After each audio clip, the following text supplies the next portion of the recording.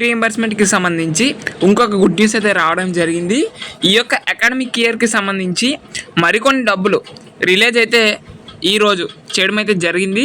So దానికి సంబంధించి press release కూడా రిలీజ్ చేయడం జరిగింది.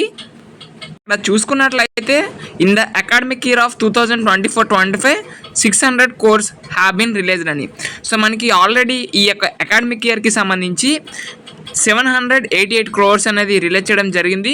అందులో భాగంగా ఇప్పుడు మళ్ళా ఒక 600 crores అనేది రిలీజ్ చేయడం అయితే జరిగింది. ఇంకా కొన్ని రోజుల్లో 400 crores కూడా రిలీజ్ చేస్తామని చెప్పడం జరిగింది.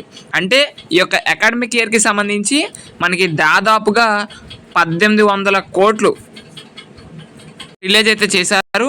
సో మనకి రిలీజ్ చేస్తున్నారు. సో కాబట్టి ఇది ఒక రకంగా విద్యార్థులందరికీ కూడా గుడ్ న్యూసే. అదేవిధంగా ఏ కాలేజెస్ వాళ్ళు కూడా స్టూడెంట్స్ని ఫీజు కట్టమని ప్రెజర్ పెట్టకండి. ఒకవేళ పెడితే వాళ్ళ మీద సీరియస్ యాక్షన్ తీసుకుంటాము.